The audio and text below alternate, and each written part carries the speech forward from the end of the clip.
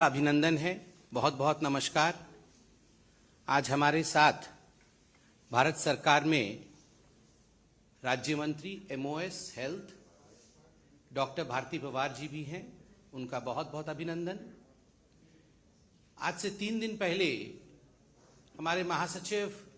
आदरणीय अरुण सिंह जी ने एक प्रेस कॉन्फ्रेंस करके आप सभी को स्थापना दिवस और उससे जुड़े हुए सभी कार्यक्रमों के विषय में जानकारी दी थी। जैसे कि आपको ज्ञात है, कल भारतीय जनता पार्टी की 42nd स्थापना दिवस अर्थात फाउंडेशन डे था। 7 तारीख से 20 तारीख तक भारतीय जनता पार्टी एक सामाजिक न्याय का पखवाड़ा मना रही है। सोशल जस्टिस जिस प्रकार से भारतीय जनता पार्टी के सरकार में आगे बढ़ा है, माननीय प्रधानमंत्री नरेंद्र मोदी जी के नेतृत्व में सामाजिक न्याय जिस प्रकार घर घर तक पहुंचा है, 7 तारीख से 20 तारीख तक इसका एक पखवाड़ा मनाया जा रहा है। पखवाड़े के साथ ही भारतवर्ष में जितने भी एस्पिरेशनल डिस्ट्रिक्ट्स घोषित किए गए हैं, माननीय प्रधानमंत्री नरेंद्र मोदी जी द्वारा इन सभी एस्पिरेशनल डिस्ट्रिक्ट्स का भी जायजा लेने, इन सभी एस्पिरेशनल डिस्ट्रिक्ट्स में जो सफर तय किया है एडमिनिस्ट्रेशन में, कहां से कहां तक हम पहुंचे हैं, इस विषय का जायजा लेने के लिए भी केंद्रीय मंत्रीगण और पार्टी के पदाधिकारी इन सभी जिलों में जाएंगे, रात्रि निवास करेंगे, 24 घंटे रुक करके इनका जायजा करने वाले हैं। All this is because our prime minister and our party believes that we are an accountable body. हम एक अकाउंटेबल पार्टी है। केवल निर्णय लेने से नहीं होता है, वह निर्णय जमीन तक पहुंच रही है कि नहीं, इस विषय पर भी ध्यान देना है। मैं 7 से 20 तारीख तक जो दिन जिस विषय के लिए तय किए गए हैं सामाजिक न्याय के अंतर्गत, वह सूचना आपको दूंगा। और 7 तारीख अर्थात आज आयुष्मान भारत का दिन है, उस विषय पे हम आज प्रेस कॉन्फ्रेंस करेंगे। 7 तारीख जैसे मैंने कहा, आयुष्मान भारत के लिए आज का दिन निर्धारित है। 8 तारीख पीएम आवास योजना, 9 तारीख हर घर नल की जल, 10 तारीख पीएम किसान सम्मान निधि, 11 तारीख अनुसूचित जाति उत्थान और कल्याण हेतु जितने भी योजना इस सरकार ने चलाए और ज्योतिबा फुले और सावित्रीबा फुले को समर्पित यह दिन रहेगा। छात्रावासों में जाकर हमारे कार्यकर्ता, हमारे मंत्री वहां अनुसूचित जाति के लिए क्या कल्याणकारी योजनाएं लागू की गई हैं, इन विषयों में चर्चा करेंगे। 12 अप्रैल को 12 साल से छोटे और 12 साल तक के बच्चों के लिए जो वैक्सीनेशन कोरोना का चल रहा है, उस विषय पर विशेष ध्यान पार्टी के हमारे कार्यकर्ताओं का रहेगा, मंत्रियों का रहेगा। 13 तारीख को गरीब कल्याण अन्न योजना पर चर्चा होगी और हमारे कार्यकर्ता इस विषय को लेकर जनमानस तक जाएंगे। 14 तारीख जैसे हम सभी जानते हैं, माननीय BR अम्बेडकर जी की जयंती है, पार्टी अम्बेडकर जयंती मनाएगी। 15 तारीख को ट्राइबल वेलफेयर जनजाति कल्याण का विषय है। जो ट्राइबल छात्रावास हैं उनमें जाकर के जो कल्याण योग्य कार्यक्रम रहे होंगे, उन विषय पर हम चर्चा करेंगे। 16 तारीख को श्रमिक एवं असंगठित क्षेत्र में ई श्रम कार्ड के वितरण के विषय में चिंतन किया जाएगा और किस प्रकार से ई श्रम कार्ड का रजिस्ट्रेशन में बढ़ोतरी हो, उस विषय को आगे बढ़ाएंगे। 17 तारीख को वित्तीय सुधार, the financial reforms with which the Modi government has worked as yet, इन विषयों पे हम चर्चा करेंगे, इन विषयों पर हम बल देंगे, इन विषयों तक को जमीन तक लेकर जाएंगे। 18 तारीख होगा स्वच्छ भारत अभियान के लिए और 19 तारीख होगा पोषण अभियान के लिए। 20 अर्थात the concluding day of the fortnight, जो पखवाड़ा है उसका कंक्लूडिंग डे 20 को होगा और 20 अप्रैल होगा आजादी का अमृत महोत्सव और हमारे स्वतंत्रता सेनानियों के लिए, mostly for the unsung heroes, जिनको हमने भुला दिया है, जिन स्वतंत्रता सेनानियों को समाज ने भुला दिया है, उनको याद करना, उनको अपने स्मृति पटल पर पुनः जागृत करना, यह विषय होगा। और जैसे मैंने कहा, आज 7 तारीख है, आज का विषय आयुष्मान भारत का है। बंधुगण, आयुष्मान भारत कोई साधारण विषय नहीं। आज प्रधानमंत्री श्री नरेंद्र मोदी जी के पुराने मन की बात को हम सुन रहे थे। मैं भी सुन रहा था और डॉक्टर भारती पवार जी भी सुन रही थी, और जिस प्रकार से मन की बात में प्रधानमंत्री नरेंद्र मोदी जी ने आयुष्मान भारत के विषय में विस्तार से अपने विषय को रखा, और उसके पश्चात कुछ पेशेंट्स जिनको इसका लाभ मिला था वो इंटरेक्शन भी हमने देखा। मुझे याद है राजेश प्रजापति नामक वह व्यक्ति जो कॉर्नरी हार्ट डिजीज से पीड़ित था, किस प्रकार से वह अपना जान बचा पाता है, क्योंकि उसके पास वह गोल्डन कार्ड था जिसने उसे एक आयुष्मान भारत के माध्यम से वो स्वास्थ्य लाभ कराता है। ठीक उसी प्रकार सुख देवी की कहानी जिसकी नी रिप्लेसमेंट होती है, और अभी भारती पवार जी ने कहा कि अंडमान निकोबार की वो लड़की जो एक रिक्शा चालक की लड़की थी, स्कूल में पढ़ती थी, अचानक बीमार पड़ी, ऑपरेशन की आवश्यकता पड़ी, पिता बेचारे बहुत गरीब थे, ऑपरेशन कराने में असमर्थ थे, मगर बेटी ने ऑनलाइन जाके देखा कि उनका परिवार रजिस्टर्ड था आयुष्मान भारत में। किस प्रकार बेटी खुद जाके मुफ्त में चिकित्सा होके आती है, चिकित्सा लेकर आती है, ऑपरेशन करा कर आती है, स्वास्थ्य लाभ करती है। और जब ये सब कुछ हो जाता है तो इंटरेक्शन में उनके पिताश्री कहते हैं कि ये वास्तविक रूप में केवल आयुष्मान भारत योजना नहीं है, ये बेटी बचाओ बेटी पढ़ाओ भी है, क्योंकि मेरी बेटी पढ़ भी रही है और मेरी बेटी ने आयुष्मान भारत के कारण स्वयं को बचाया भी है। ये एक बहुत, मैं कहूंगा, हम सब के लिए शायद बड़ा विषय नहीं हो सकता है, क्योंकि we can afford treatment, we can go to the best of the doctors, but just imagine जो गरीब है, जो वंचित है,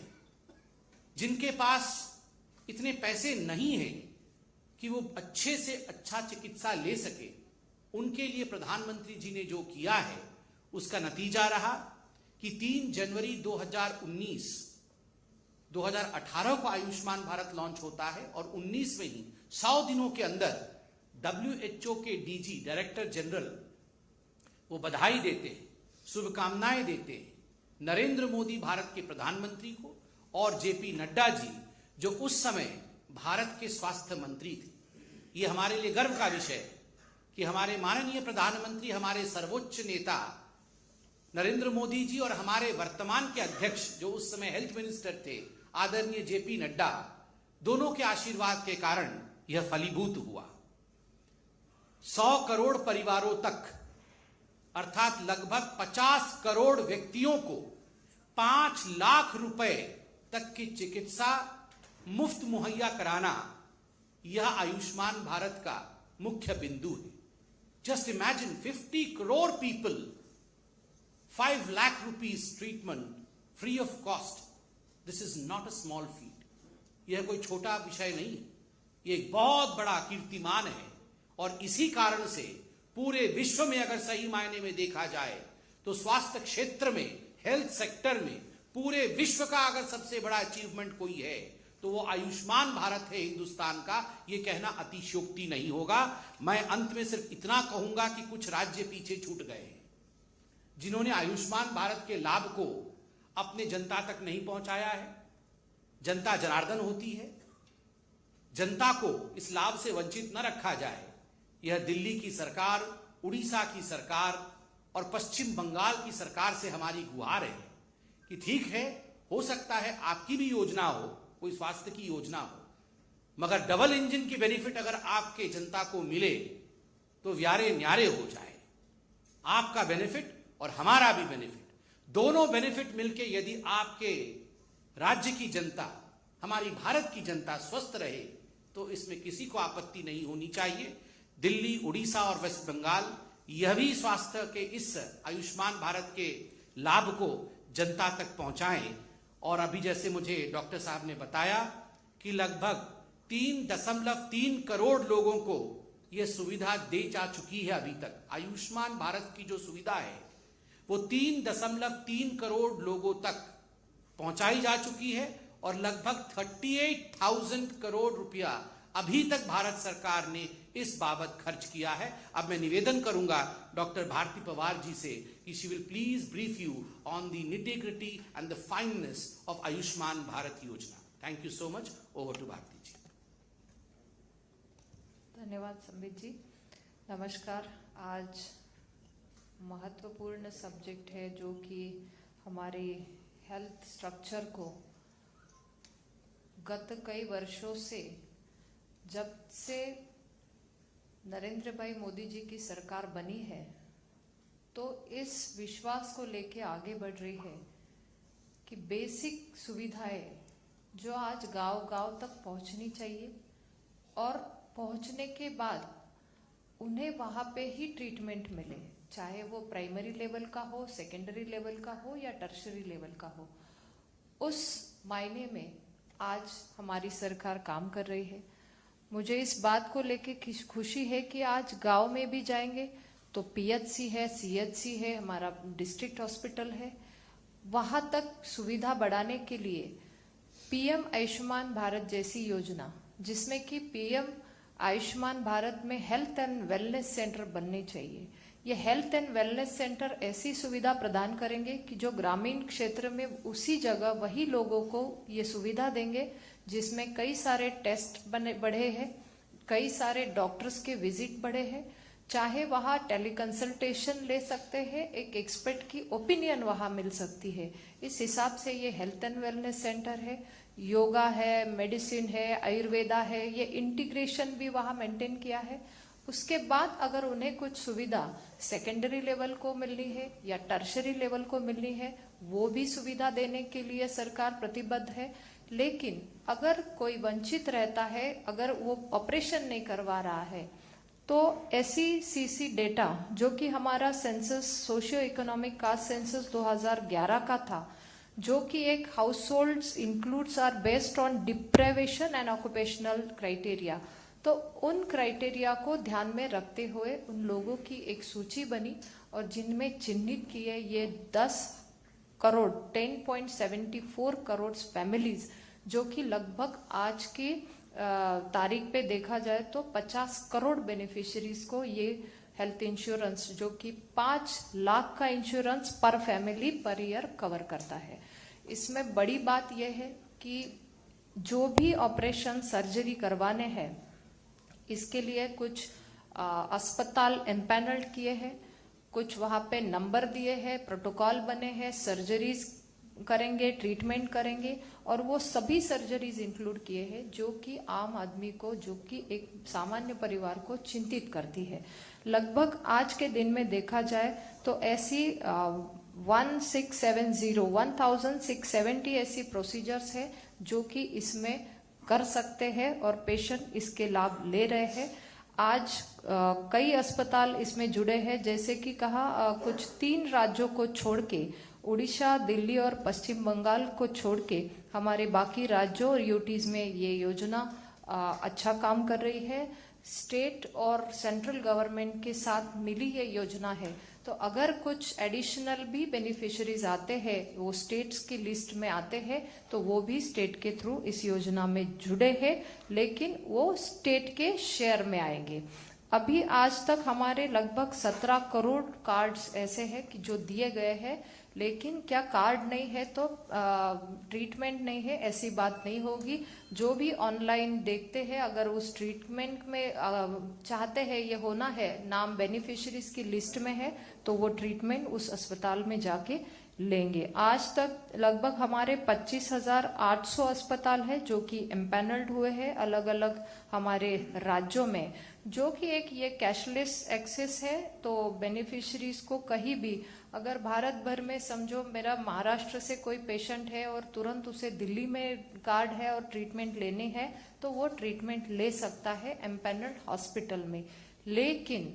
दिल्ली का कोई पेशेंट अगर महाराष्ट्र में जाता है तो वो ट्रीटमेंट नहीं ले सकता, क्योंकि इस राज्य ने ये योजना को स्वीकार नहीं किया है। तो मैं आपके माध्यम से अनुरोध करती हूँ, ये 3 ही राज्यों के लोगों को इसमें जोड़ा जाए, क्योंकि ये भारत भर में एप्लीकेबल ये ऐसी स्कीम है और जो सुविधा, आरोग्य सुविधा से जुड़ी है। किसी को भी कहीं पे भी आवश्यकता होती है, कई नौकरी के कोई स्टूडेंट्स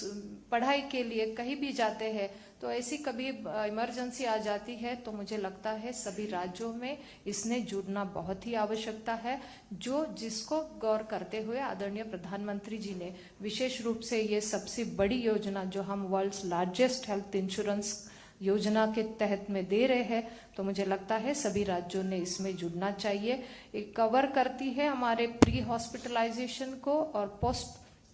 हॉस्पिटलाइजेशन के एक्सपेंसेस को, इंक्लूडिंग डायग्नोस्टिक एंड मेडिसिन, सब उसके गाइडलाइन, ट्रीटमेंट गाइडलाइन में जो स्टैंडर्ड्स है उसके आधार पर उसमें जो ड्रग्स है, सप्लाईज है, डायग्नोस्टिक सर्विसेज है, फिजिशियंस के फी है, रूम के चार्जेस है, सर्जन के चार्जेस है, ओटी आईसीयू चार्जेस, ये सभी कवर करते हुए पेशेंट को मदद करते हैं। इसमें कोई रेस्ट्रिक्शन नहीं है, फैमिली साइज कितनी हो, पर्टिकुलर हो, ऐसी कोई ये नहीं है, और ये पोर्टेबल है थ्रू आउट इंडिया। मुझे लगता है ऐसी योजना कभी बनी नहीं थी और इसका मकसद यही था कि हर एक को, हम जो बोलते हैं कि आउट ऑफ पॉकेट एक्सपेंडिचर कम करने के लिए हेल्थ रिलेटेड सरकार के क्या प्रयास चल रहे हैं, तो ये सबसे बड़ी और एक अच्छी योजना इस कार्यकाल में बनी है। जिस कार्यकाल में कोविड जैसा संकट आया, कोविड जैसे संकट में भी इस योजना के तहत लोगों ने टेस्ट किए, ट्रीटमेंट किए और सभी राज्यों को वो राशि भी दी गई जिसकी आवश्यकता उस टाइम पे थी। मैं यही कहूंगी कि ये योजना के माध्यम से जैसे प्राइमरी, सेकेंडरी, टर्शरी और भविष्य में भी प्राइमरी हो या टर्शरी हो, इस कंसर्न करते हुए पीएम अभीम, प्रधानमंत्री Ayushman Bharat health infrastructure mission, जो कि एक बड़ी ही अच्छी योजना बन रही है, जिसके तहत लैब को लेके और अच्छी सुविधा देने के लिए और एक एडवांस टेक्नोलॉजी से जुड़ा हुआ हमारा ये इंफ्रास्ट्रक्चर हेल्थ का बन रहा है, जिसमें भी यही आरोग्य की सुविधा और अच्छे से लोगों को दे पाए। और पेंडेमिक को सोचते हुए हर एक राज्य में, जिले में क्या होना चाहिए, इसको ध्यान में रखते हुए ये योजना है। और प्रधानमंत्री डिजिटल हेल्थ मिशन, ये भी एक हमारा आयुष्मान भारत का पिलर है, जिसमें कि डिजिटल हेल्थ कार्ड बनेंगे, तो वो पेशेंट को अगर हमारा रिकॉर्ड देखना है, क्या डायग्नोसिस हुआ है किसी अस्पताल में, तो वो बिल्कुल ही वो देख पाते हैं उसी अस्पताल में, जो कि वो डॉक्टर के और पेशेंट के अपने मतलब उनका खुद का ये कहना होगा, और तभी उनके कंसेंट से ही वो कार्ड बनेगा और उसकी सुविधा प्राप्त होगी, जिसके कारण पेशेंट अगर कहीं दूसरे अस्पताल में जाते हो तो ये हेल्थ कार्ड के थ्रू हमें वो उसका फाइल भी मिलेगा और तुरंत डायग्नोसिस या तुरंत उनके जो भी प्रॉब्लम्स है वो कैच किए जाएंगे। तो मुझे लगता है एक एडवांस टेक्नोलॉजी को ध्यान में रखते हुए एक ऐसी पहल आज इस क्षेत्र में हो रही है। मुझे लगता है ये जब नेतृत्व की विशाल सोच होती है तभी हो सकता है, क्योंकि मैं एज ए डॉक्टर देख रही हूँ कि आज पैंडेमिक में जब कोविड आया तो वो वायरस को देखना, आइसोलेट करना, उसको टाइम देना, तो संबित जी इतना अनुभव हुआ कि हम लोग सब अननोन थे, नए थे, लेकिन भविष्य में अगर ऐसे पेंडेमिक ऐसा कुछ वायरस आता है तो BSL 3 लैब का भी इस पीएम अभियान में इंफ्रास्ट्रक्चर में ऐसी 4 लैब है जो मोबाइल लैब है, जो कि कहती है कि ये लैब उसी जगह पे जाएगी तुरंत कि जहां समझो कुछ खतरा है, कुछ नया वायरस आया है, तो वो जाके उसी जगह पे वो तुरंत जांच करेगी, ताकि वो एरिया भी कंटेमिनेशन से हम लोग रोक पाएंगे और वहीं पे उसका इलाज भी तुरंत दे पाएंगे। तो मुझे लगता है इतनी सोच और इतनी पेंडेमिक को सोचते हुए एक अच्छी हमारी पहल है जो कि इन सभी पिलर्स में दिखती है। मुझे लगता है ये योजना एक नए भारत को, एक अच्छा आयुष्मान भारत को बनाने के लिए बहुत ही सक्षम है, जिसका हम रिजल्ट देख रहे हैं कि आज 38,000 करोड़ इतनी मदद अगर पेशेंट्स को मिली है, तो जरूर ये हमारी सभी भारतीय वासियों के परिवार को एक बहुत बड़ी मात्रा में मदद की है, जिनका उदाहरण संबित जी ने बताया कि हमारी बेटियां हो या चाहे हमारी माताएं हो, उनको हम मदद करते हैं और उसमें बहुत ही बेसिक जैसे टोटल नी रिप्लेसमेंट हो, हिप रिप्लेसमेंट, जॉइंट रिप्लेसमेंट हो, आर्टरी बाईपास हो, तो मुझे लगता है इतनी बेसिक है जिनकी लोगों को चिंताएं रहती है कि मैं अब कैसे करूं, तो इस माध्यम से ये मदद करने में ये योजना बहुत ही अच्छी काम कर रही है। फिर एक बार मैं कहूंगी कि आपके माध्यम से जो ज्यादा मतलब इसमें काम करेंगे। जिस तरीके से हमने ठान लिया है कि इस सामाजिक न्याय पखवाड़े के दौरान भी हमारे सभी कार्यकर्ता जो कि पहुंचेंगे और इसी योजना को लेकर